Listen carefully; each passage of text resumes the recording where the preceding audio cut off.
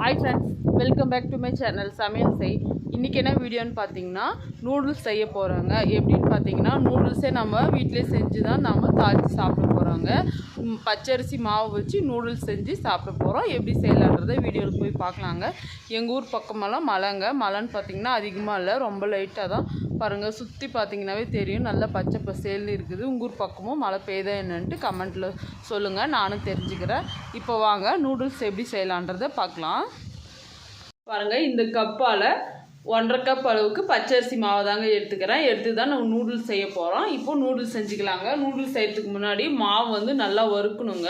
வறுத்தா தான் வந்து நல்லாயிருக்கும், இல்லைனா நூடுல்ஸ் வந்து பிச்சு பிச்சுன்னு அந்த அளவுக்கு நல்லா வராது. இதில் பாருங்கள், இந்த கப்பில் 2 கப் 1.5 கப் அளவுக்கு மாவு சேர்த்துக்கிறேன். இந்த கடாயில் 1 கப் மாவு சேர்த்துட்டேன் பாருங்கள். இது கூடவே 1/2 கப்பும் சேர்த்துக்கிறேன். சேர்த்துட்டு மாவு வந்து நல்லா வறுக்கணுங்க. கேஸ் கொஞ்சம் கம்மியாக வச்சுட்டு வறுத்துக்கலாம். மாவு வந்து டக்குன்னு தீஞ்சு போயிடுங்க. தீஞ்சிட்டா கலர் வந்து நல்லா இருக்காது. அதனால கேஸ் கம்மியாக வச்சுட்டு நல்லா பொன்னிறமாக வறுத்து எடுத்துக்கணும். அது வந்து ஒரு பதம் வருங்க, கோலமாவு பதம். அந்த அளவுக்கு நல்லா வறுத்து எடுத்தால் தான் மாவு வந்து புளியறதுக்கு நல்லாயிருக்கும். இப்போ மாவு நல்லா வறுத்துட்டு அதுக்கப்புறமா பதம் வந்ததுக்கப்புறமா நான் காட்டுறேன் பாருங்கள். நல்லா வறுத்துக்கலாம்.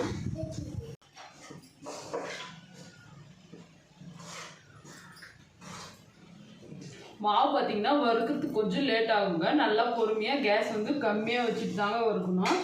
அப்படி உங்களுக்கு பொறுமை இல்லைன்னு அப்படின்னா இட்லி குண்டால் துணி வச்சுட்டு மாவை கொட்டிட்டு நல்லா மூட்டை மாதிரி கட்டிட்டு அதில் வச்சு வேக வச்சு கூட செய்யலாங்க. இது எப்படி செய்யுதுன்னா, இதுக்கு முன்னாடி இடியாப்பம் செய்கிற வீடியோவில் போட்டுக்கிறோம் பாருங்கள். அந்த மாதிரி மாவை நல்லா வேக வச்சுட்டு காய வச்சுட்டு நல்லா ஜலிச்சுட்டு அந்த மாதிரி கூட செய்யலாங்க. நீங்கள் இடியாப்பம் செய்கிறதாங்க இந்த மாதிரி மாவை நல்லா அரிசி ஊற வச்சு நல்லா அரைச்சிட்டு இந்த மாதிரி நல்லா வறுத்துட்டு ஜலிச்சுட்டு சுடுதண்ணி போட்டு நல்லா பிசைஞ்சு செய்யலாங்க. அதுவும் நல்லாயிருக்கும், இதுவும் நல்லாயிருக்கும். இது வறுத்து செய்கிறது வந்து ரொம்ப பொறுமையாக நல்லா பொன்னிறமாக வறுக்கணுங்க. பார்த்தீங்கன்னா கேஸ் வந்து ரொம்பவே கம்மியாக வச்சு தாங்க வறுக்கணும். ஏன்னா மாவுன்றதுனால டக்குன்னு தீஞ்சு போயிடும், அதுக்காக சொல்கிறேன். இது நல்லா பொறுமையாக வறுக்கணுங்க. வறுத்துட்டு எந்த பதத்துக்கு வறுக்கணுன்றதை நான் உங்களுக்கு சொல்கிறேங்க. கண்டிப்பாக நீங்களும் இதே மாதிரி உங்கள் வீட்டில் செய்யுங்க. குழந்தைங்களுக்கு வந்து நம்ம கொடுக்குறத ஹெல்த்தியான ஃபுட்டாக கொடுத்தா தான் நல்லாயிருக்கும். அதுக்காக தான் இன்றைக்கி நான் வீட்டிலேயே செஞ்சு கொடுக்க போகிறேங்க. கடையிலையும் வாங்கி சாப்பிடுவாங்க, அது என்றைக்காவது ஒரு நாளைக்கு சாப்பிட்லாம். எப்பயுமே சாப்பிட்றது வந்து இது மாதிரி வீட்டிலேயே செஞ்சு கொடுங்க, ரொம்பவே நல்லது. இது கூடவே நம்ம வெஜிடபிள்ஸு முட்டையெல்லாம் சேர்த்து தாங்க செய்ய போகிறோம். எப்படி செய்யலான்றதை வீடியோவில் கண்டிப்பாக ஃபுல் வீடியோ பாருங்கள், ஸ்கிப் பண்ணாமல் பார்த்தா தான் உங்களுக்கு புரியும். இதுதான் பார்த்தீங்கன்னா கோலமாவு பதம். இது வந்து நம்ம ஃபஸ்ட்டே நம்ம போட்டது பாருங்கள். இது விட்டுட்டே விழுந்துக்குது. இந்த மாதிரி இருக்கக்கூடாது, இந்த மாதிரி மெலிசாக இருக்கணும் பாருங்கள். உங்களுக்காக இன்னொரு வாட்டி செஞ்சுக்கிறேன். இது மாதிரி நல்லா வறுத்த மாவை கொஞ்சமாக எடுத்துகிட்டு இது மாதிரி நம்ம கோலமாவு போகிற மாதிரி இது மாதிரி போட்டிங்கன்னா இந்த மாதிரி நேராக வரணுங்க. இதுதான் கோலமாவு பதம். இப்போ வந்து மாவு வந்து ஜெலிச்சிட்டு அதுக்கப்புறமா நம்ம செய்யலாங்க. இப்போ மாவை எப்படி ஜெலிச்சிக்கலான்றதை பார்க்கலாம். நம்ம வறுத்த மாவை இது மாதிரி கொஞ்சம் கொஞ்சமாக இந்த மாதிரி ஜல்லடியில் போட்டு நல்லா ஜலிச்சிக்கலாங்க. ஏன்னு பார்த்தீங்கன்னா இந்த மாதிரி நம்ம புளியும் போது இந்த மாதிரி 1-2 கட்டி இருக்கும்போது புளியும் போது ரொம்ப கஷ்டமாக இருக்கும். இந்த மாதிரி ஜலிச்சிட்டு புளியும் போது ரொம்பவே ஈஸியாக இருக்குங்க. அதுக்காக நல்லா ஜலிச்சிட்டு சுடுதண்ணி போட்டு நல்லா நம்ம பிசைஞ்சிக்க போகிறோம். இதை வறுத்துடலாம், நல்லா ஜலிச்சிக்கலாங்க. மாவு பாருங்கள், சூப்பராக ஜெலிச்சாச்சு, நல்லா சாஃப்டாக இருக்குது பாருங்கள். இந்த அளவுக்கு இருக்கணும். இதுக்கப்புறமா உப்பு சேர்த்துக்கலாம். உப்பு பார்த்திங்கன்னா 1 டேபிள் ஸ்பூன் அளவுக்கு உப்பு சேர்த்துக்கிறேன். உப்பு சேர்த்துட்டு நல்லா மிக்ஸ் பண்ணிக்கலாம்.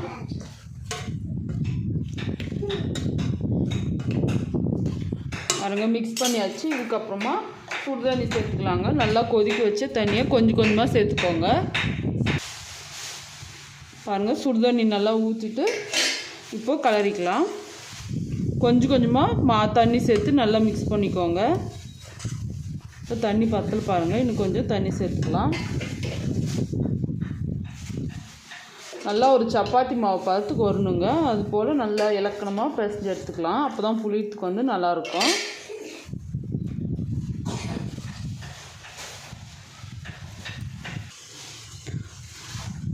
மாவு பாருங்கள், இந்த அளவுக்கு நல்லா பிசைஞ்சிக்கணும். கை வச்சு பார்த்திங்கன்னா கையில் வந்து ஒட்டாத அளவுக்கு நல்லா பிசைஞ்சு எடுத்துக்கலாம். அடுத்தது முறுக்கு அச்சில் போட்டு நம்ம புளிஞ்சிக்கலாங்க. இது போல் இட்லி தட்டு தாங்க, இட்லி தட்டில் நான் புளிஞ்சிக்க போகிறேன். இதுதாங்க முறுக்கு அச்சில் வந்து இந்த மாதிரி இந்த அச்சு தான் போட்டுக்கிறேன். பாருங்கள், முறுக்கு இந்த மாதிரி செய்வோம்ல அந்த அச்சு தான் நூடுல்ஸுக்கும் போட்டுக்கிறோங்க. இதில் நூடுல்ஸ் செஞ்சால் நல்லாயிருக்கும். இதில் எண்ணெய் அப்ளை பண்ணிக்கலாம். கொஞ்சம் ஒட்டாமல் வரும், அதுக்காக இதுலேயும் கொஞ்சம் எண்ணெய் அப்ளை பண்ணிக்கலாம். அடுத்ததாக மாவு கொஞ்சம் எடுத்துக்கலாங்க. பாருங்கள், இந்த அளவுக்கு நல்லா மாவு எடுத்து முறுக்கு அச்சில் போட்டுக்கலாம்.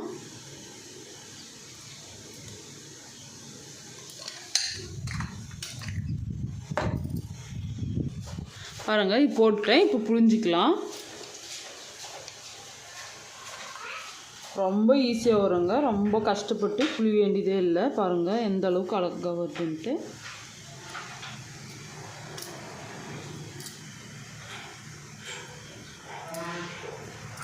இப்போ புளிஞ்சாச்சு. அடுத்ததாக இன்னொரு வாட்டி போட்டுக்கலாம்.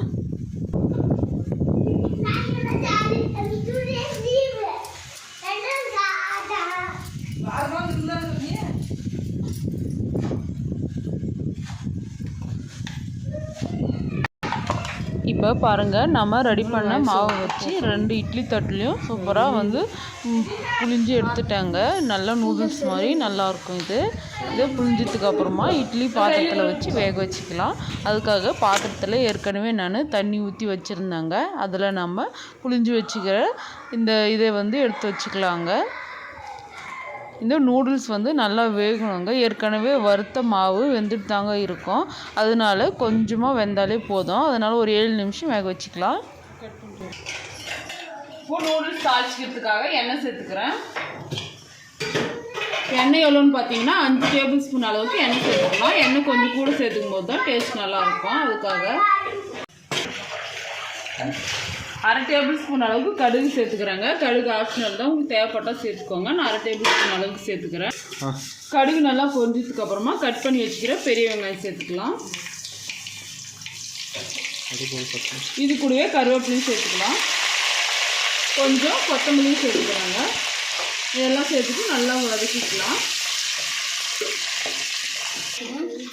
இப்போ வெஜிடபிள் வந்து என்னென்னு பார்த்தீங்கன்னா கேபேஜ் கொஞ்சம் எடுத்துக்கிறாங்க, கேரட்டு, கோஸு, இது வந்து குடமிளகாய் கட் பண்ணி வச்சுக்குதுங்க. இப்போ இதெல்லாம் சேர்த்துக்கலாம். வெங்காயம் வந்து ரொம்ப வதங்க வேண்டியதில்லை, ஓரளவுக்கு வதங்கினதுமே இந்த காய்கறி எல்லாமே ஒரே ஒரு மூட்டை சேர்த்துக்கலாம். சேர்த்துட்டு மிக்ஸ் பண்ணிக்கலாம். இப்போ இந்த வெஜிடபிள்ஸ்க்கெல்லாம் தேவையான அளவுக்கு உப்பு சேர்த்துக்கலாங்க.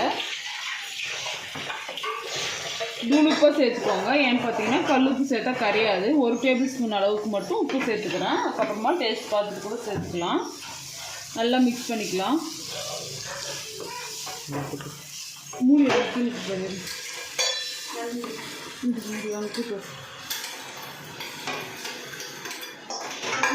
காய்கறி வந்து தண்ணியெல்லாம் எதுவும் ஊற்ற தேவையில்லைங்க. இந்த எண்ணெயிலே நல்லா மூடி வச்சு வதக்கணும்னா சூப்பராக காய் வெந்துடும்.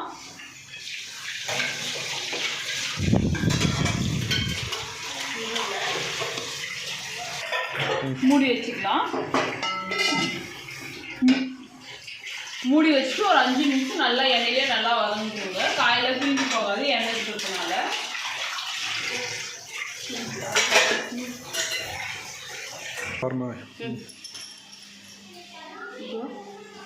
ஓப்பன் பண்ணி நல்லா மிக்ஸ் பண்ணிக்கலாங்க. காய் பாருங்கள் ஓரளவுக்கு நல்லா வதங்கிக்குது. இன்னும் கொஞ்சம் நேரம் நல்லா வதங்கணுங்க. மூடி வச்சுக்கலாம். இப்போது நூடுல்ஸ் வெந்துருச்சுங்க. இப்போ ஓப்பன் பண்ணி பார்க்கலாம். பாருங்கள், இந்த மாவுலேயே நான் இடியாப்பமும் செஞ்சுக்கிறேன். கொஞ்சமாக எந்த அளவுக்கு நல்லா வந்துக்குது பாருங்கள். ரொம்பவே சாஃப்டாக கூட இருக்கும். அடுத்ததாக நம்ம நூடுல்ஸ் எடுத்துடலாம்.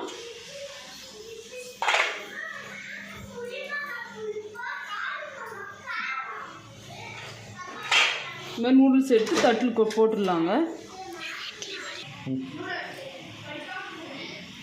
பாருங்கள், சூப்பராக நூடுல்ஸ் வந்து வந்துடுச்சு. இப்போ இதே மாதிரி இன்னொரு பிளேட்டே எடுத்துக்கலாம்.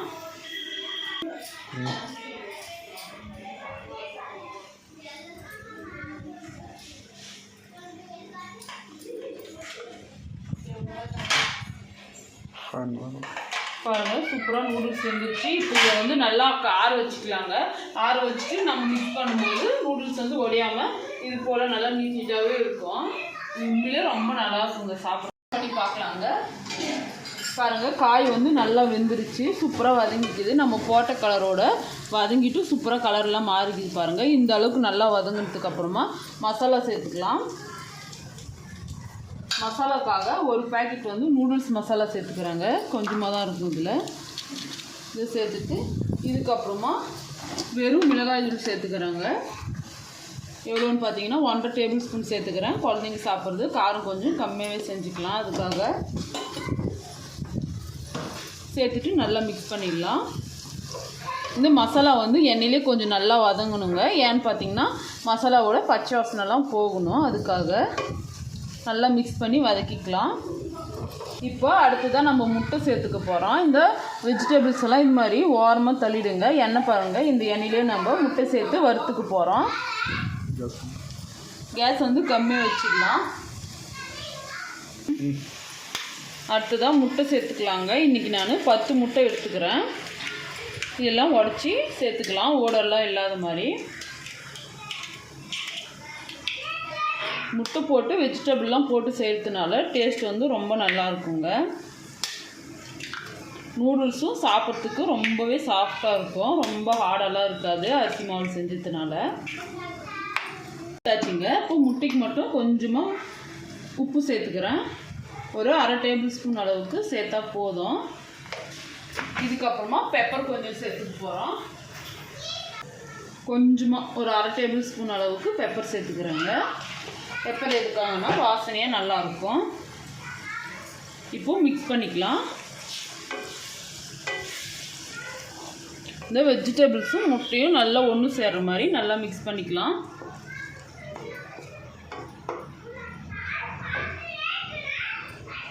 இந்த அளவுக்கு கொஞ்சம் லைட்டாக வதங்கினதுக்கு அப்புறமா 1/2 டேபிள் ஸ்பூன் அளவுக்கு மஞ்சள் பொடி சேர்த்துக்கலாம். நல்லா ஊற்றிக்கலாம்.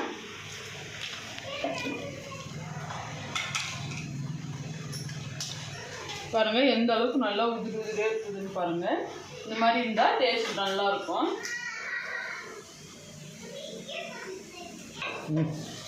இப்போ பாருங்கள் வெஜிடபிளும் முட்டைலாம் நல்லா ஒன்று சேர்ந்துட்டு சூப்பராக ஃப்ரை ஆகிடுச்சு. இந்த அளவுக்கு நல்லா வதக்கிக்கணும். இதுக்கப்புறமா நம்ம எடுத்து வச்சுக்கிற உதிரி உதிரியான நம்மளுடைய நூடுல்ஸை போட்டுக்கலாம். நல்லா ஆறிட்டு இருக்கணுங்க நூடுல்ஸ் போடும்போது. ஏன்னு பார்த்தீங்கன்னா அப்போ தான் ஒட்டாமல் வரும். இப்போ இதையும் சேர்த்துக்கலாம். நம்ம 2 பிளேட்டில் கொட்டி ஆற வச்சுருந்தோம்.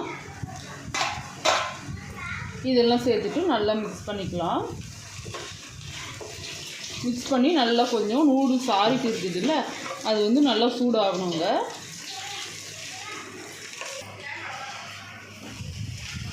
பாருங்கள் சூப்பராக நல்லா மிக்ஸ் ஆகிடுச்சு. இப்போ ஒரு 2 நிமிஷம் மூடி போட்டு வச்சுக்கலாம். ஏன்னு பார்த்தீங்கன்னா நல்லா வந்து ரோஸ்ட் ஆகிறதுக்காக. 2 நிமிஷத்துக்கு அப்புறமா ஓப்பன் பண்ணி பார்க்க போகிறோம். சுட சுட சூப்பரான நூடுல்ஸ் வந்து ரெடி ஆகிடுச்சுங்க. அடுத்ததாக கொத்தமல்லி தழைங்க நல்லா ஒரு மலைச்சாரல் மாதிரி போட்டுக்கலாம்.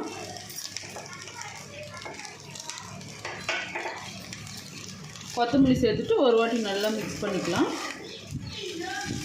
சூப்பரான வெஜிடபிள் எக் நூடுல்ஸ் வந்து ரெடிங்க. இப்போது பசங்களுக்கெல்லாம் போட்டு நாமும் சாப்பிட்லாம் வாங்க.